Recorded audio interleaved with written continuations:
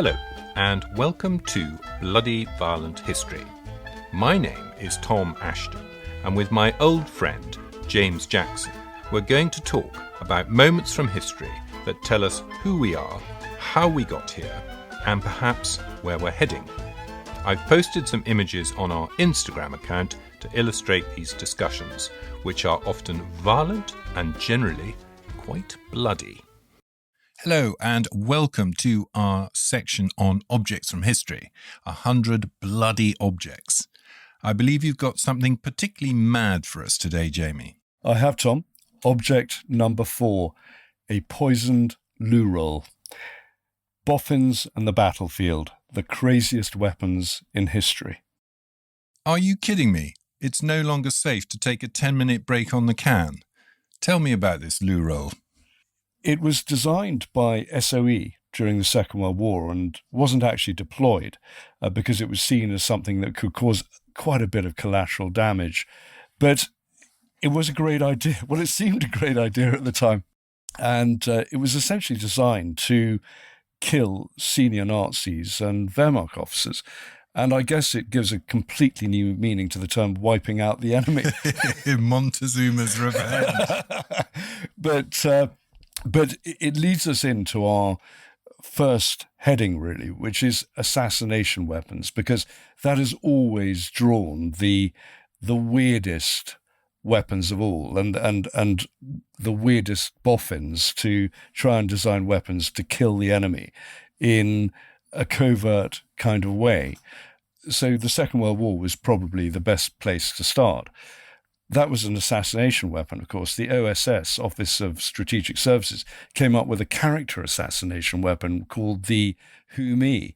And that was a spray designed to spray on senior Nazis and German army officers and make them smell of shit. And Hitler already smelled pretty bad, didn't he, anyway? Well, he did. But this was basically to make them a laughing stock and make morale suffer. But again, I don't think it was deployed, but it was a great idea. And not to be confused with the Me Too weapon, in which the victim counterattacks with a lawsuit several decades later. So the war was a fertile time for extreme ideas and covert weapons to be developed. Yes, SOE had a department that designed these things. There were exploding rats, incendiary, lumps of coal with explosive in, because if you left a dead rat around or a lump of coal, people would just shovel it into the furnace of a boiler or whatever, and it would just blow up the boiler. So those were sorts of things you could scatter around. And was this all sort of Churchill's idea of having a sort of hit-and-run war against the enemy? Oh, it was, and he had ordered SOE to set Europe ablaze, and so it was. And people have always come up with these ideas. I mean, the Soviets in Afghanistan were producing children's toys with explosives in. So it's an old idea to have assassination weapons or mines or explosives, but disguised as ordinary items, like a bog roll. Yeah. So you had types of weapons and organizations that particularly favor these kind of bonkers ways of bumping people off. Well, it really depends on where you are in the world and what you need them for. I mean, everyone talks about the CIA attempts to kill Fidel Castro, but if you look at the modern world, the Americans have drones now, so they don't need to use those sorts of items so much. The people who are past masters at assassination, the people who have their Khaidon tip of the spear unit that comes under their Caesarea organization within Mossad are the Israelis, of course, and they do not shy away from taking active measures against people they see as a real threat, particularly terrorist organizations. And they've been very active over the years. They've been known to use fentanyl, the synthetic opiate, which has been very useful, and they do it in a subtle way. The Russians, for example, in their usual over-the-top method, their clunky fashion, tend to do things like pump fentanyl into a Moscow theatre siege when the Chechen terrorists took it over and killed over 170 people in 2002. So the Israelis are much better at it than that.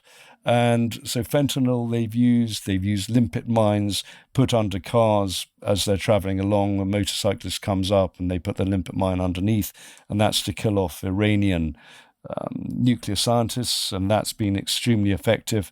They've had explosives in telephones, both mobile and landline. What they used to do is get into someone's house, put explosive in the handset, and then ring them. And it was a simple method. When they asked the identity of the person picking it up and it was the person they wanted to kill, they'd send an ultrasonic signal down the phone and it would blow their head off.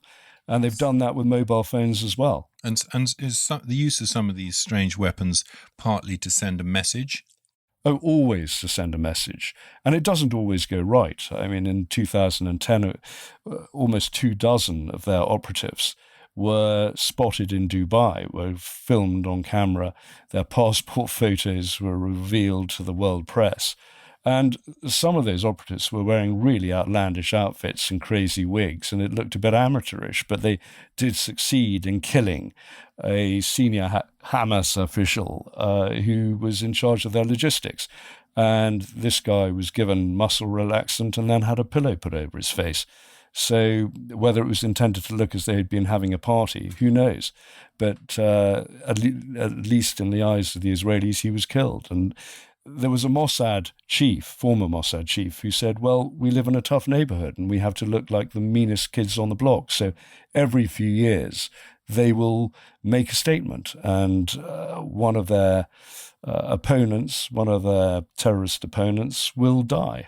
And the Russians, with their slightly more agricultural methods, still favour all sorts of quite exotic poisons and things like that. Well, the Russians have always over-engineered their killings, and and they've always killed their opponents from the days of the Okhrana, the Tsar's secret police onwards.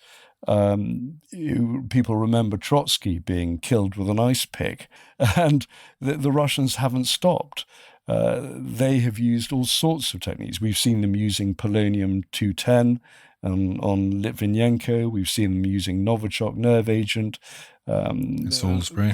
Yeah, absolutely. And then way back, 1978, they obviously were involved in the Bulgarian KDS secret police killing Georgy Markov with a ricin pellet fired from an umbrella. Yeah, I've seen that umbrella in the Metropolitan Police Museum. I don't know where it is now, but when I saw it, it was in New Scotland Yard. Yes, I don't know whether it's still there. It probably still is. But the Russians, as I said, often over-engineer, and sometimes they leave a trail of evidence that can be picked up. But they just shrug. They don't care. It's they can afford to lose operatives. They can afford for things to go wrong. It's not going to stop them killing people. And let's face it, you basically have a hoodlum gangster state that's not afraid of beating opponents to death in prison or shooting them outside the Kremlin.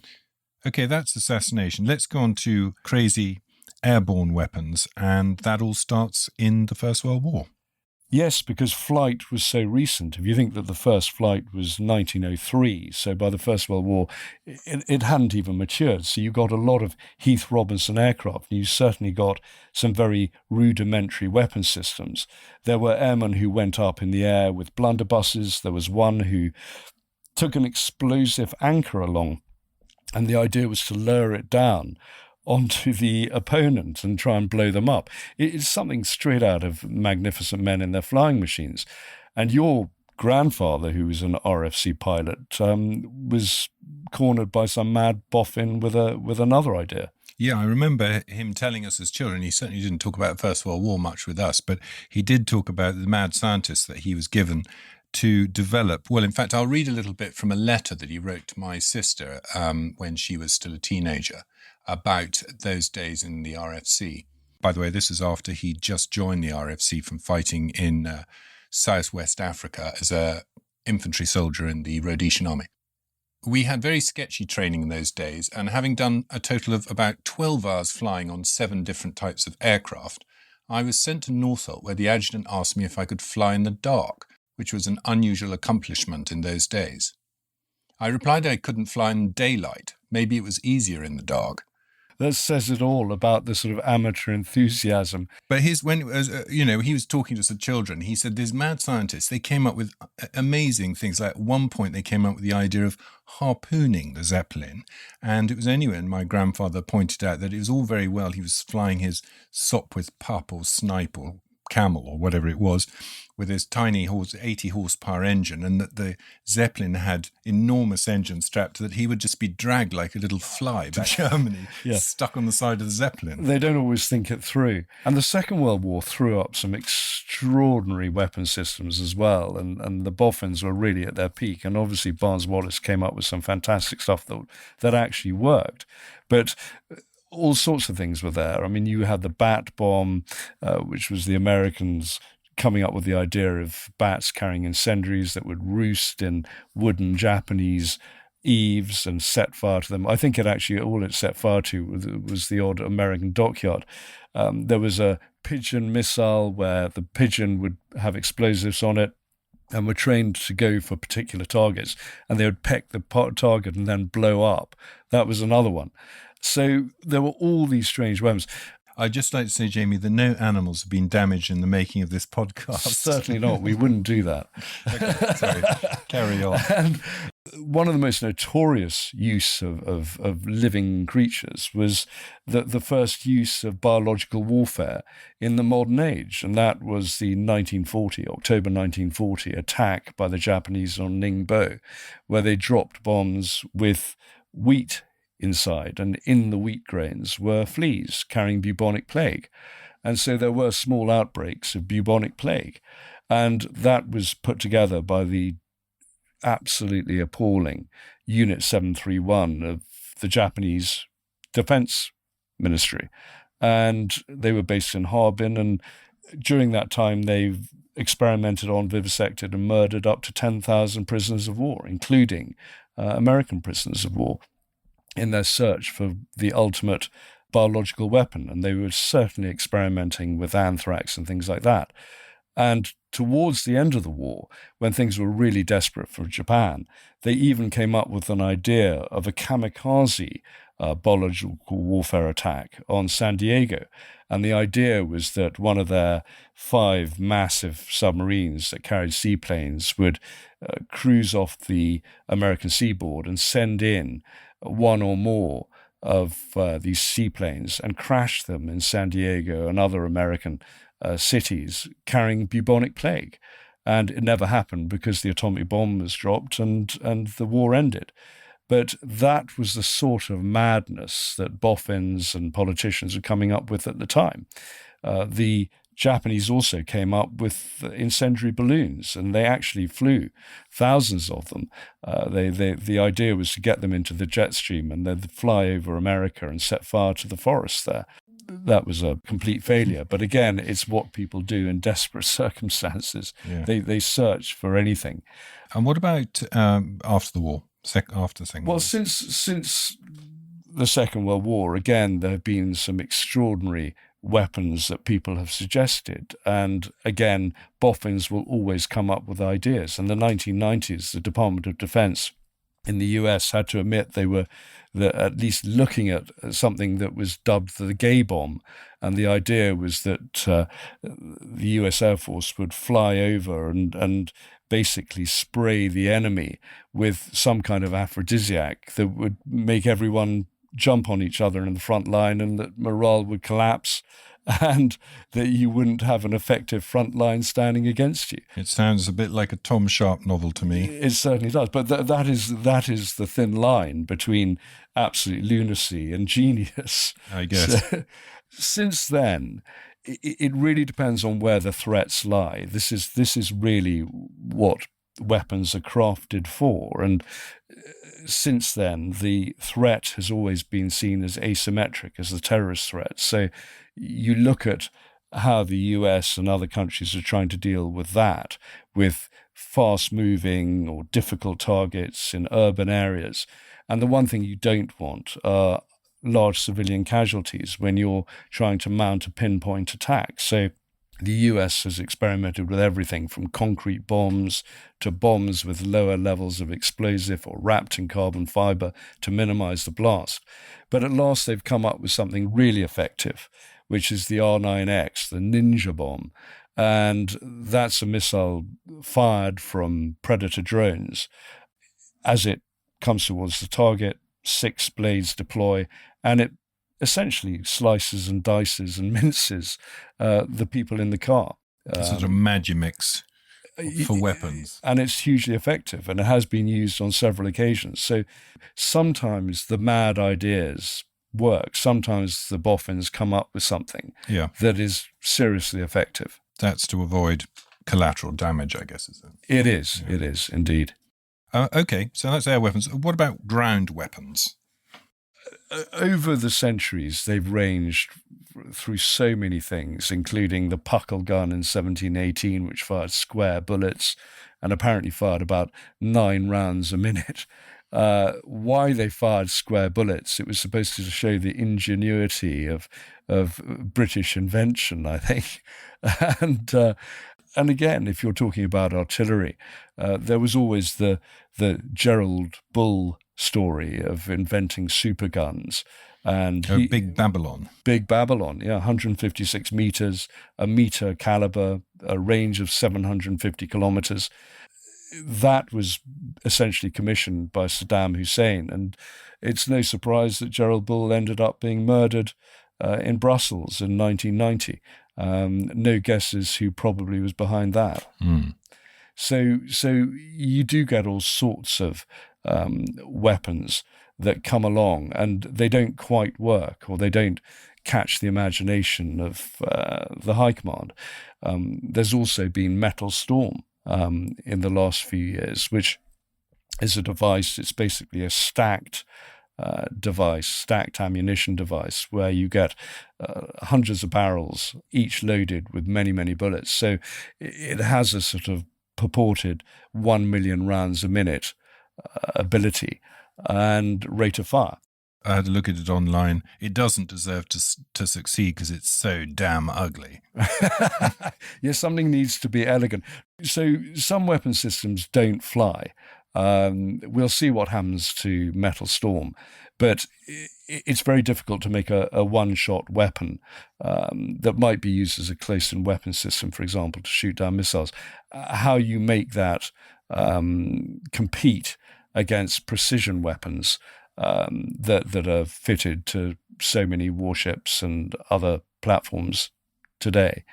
Then you get infantry weapons. People have tried all sorts of different infantry weapons. Probably the most interesting was in the Second World War was rifles, particularly the German rifles that could fire around corners. They look rather strange, but you have to remember that that's the weapon you're carrying. If you have to do a quick change. You shoot your friend. Well, that is the problem.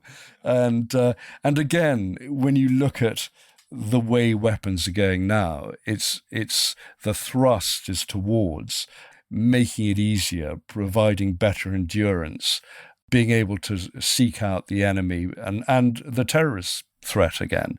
And so in the modern age, you suddenly get the exosuit, the idea of creating a carbon fiber exoskeleton that can carry a huge load, that is powered by electric motors and hydraulics, and can make the soldier travel for hundreds of miles carrying a massive pack and a lot of ammunition and firepower without being exhausted. So you could well end up with a really wimpy soldier inside, a bit like seeing a fat copper eating donuts in a squad car thinking that he's solving crime.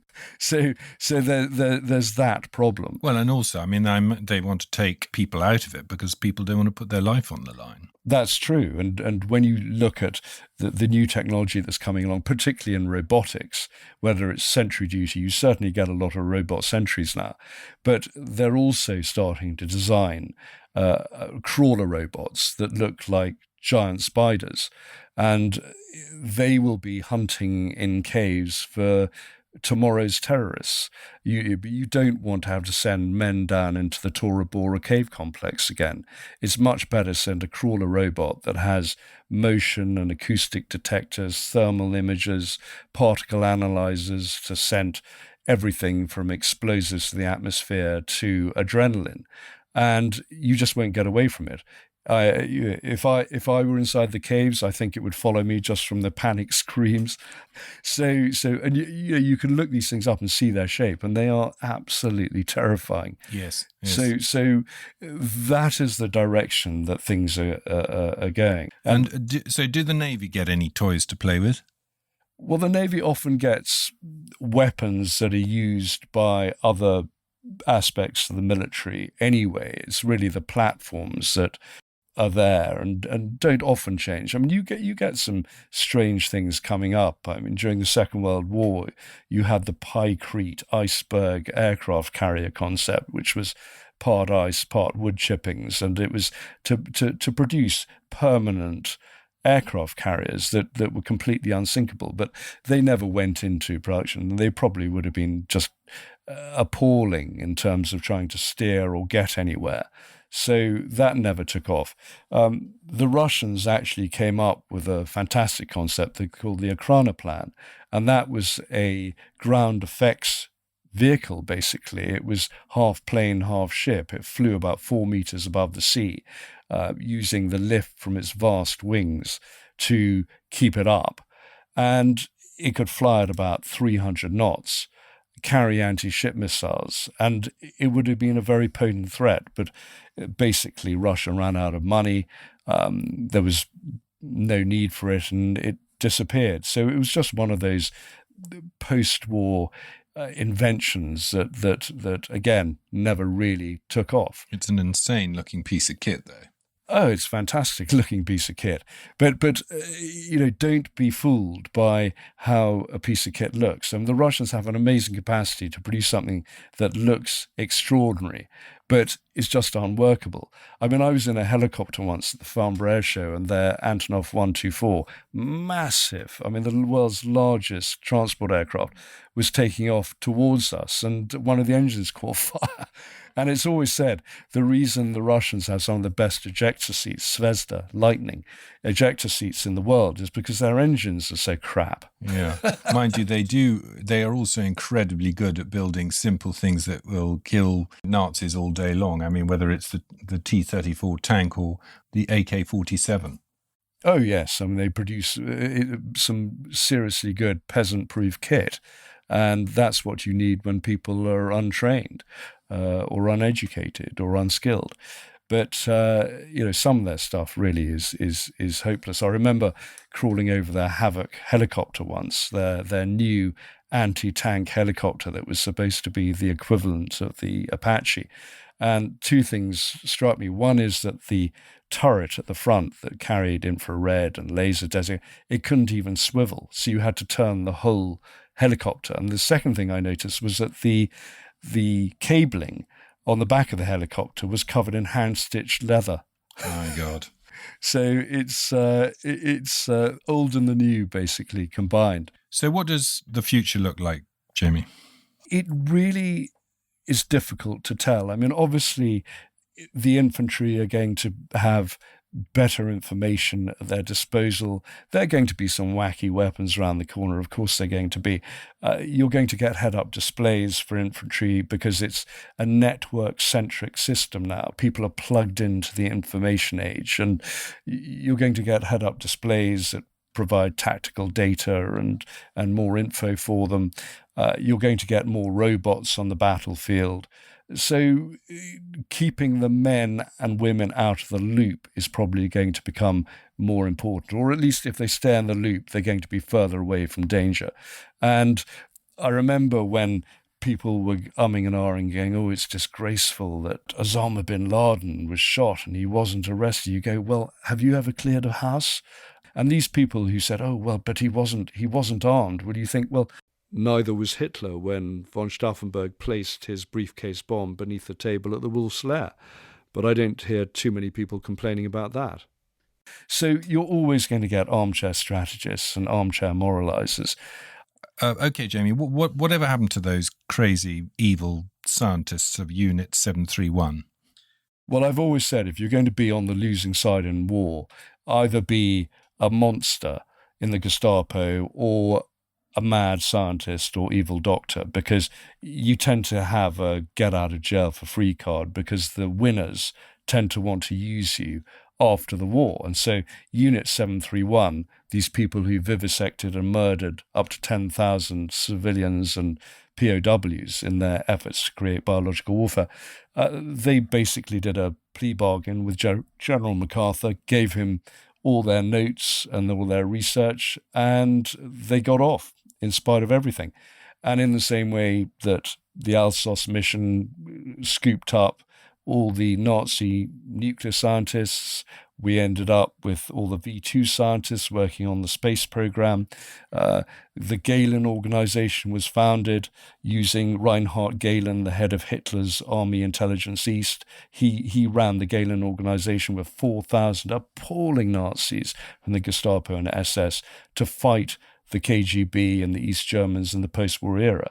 And so all these people end up re-employed, and their information is used again. And all that appalling research that was done on live human guinea pigs in Dhaka, for example, blood clotting agents were developed by ripping people's limbs off.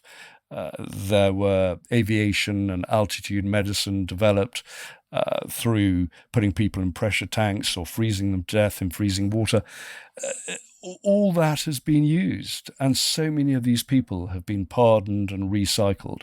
And Professor Karl Klauberg in Auschwitz, who did those terrible experiments in sterilization and also fertility treatment, guess what? A few years after the war, he was back working in his clinic. Yeah, so crazy weapons, it's not really just a joke, is it? Not always. No, although I do still think that when I was a cigar merchant and people always used to tell the tale about Castro and his exploding cigars, I thought, well, I was doing a job on him anyway by burning the enemy's crops. Well, if you want my favourite weapon, it has to be 1815, when a British cavalryman charged the enemy when the French army was routed and the order was given for the line to advance. And he charged way ahead of the British forces. And when they found him, he was dead, his sword was broken, but he had killed about a dozen Frenchmen. And 3 or 4 of them he was believed to have clubbed to death with his own cavalry helmet. So if you ever ask me what's my top weapon, it would be a cavalry helmet from 1815. Well done, household cavalry at Waterloo. At least they had someone competent after you, Tom. Thanks, Jamie. It's a mad business, but it sounds like there'll always be crazy people inventing crazy weapons, and we must hope that they don't end up being pointed at us. Thank you, Jamie. Thanks, Tom. So it goes. My name is Tom Assheton. His name is James Jackson. You can view images relating to each podcast on our Bloody Violent History Instagram account and on our website, bloodyviolenthistory.com. Please subscribe, it's free, to our podcast on the app you use and to our mailing list via our website. This is very important as it boosts our rankings in the podcast charts. Thank you and good luck.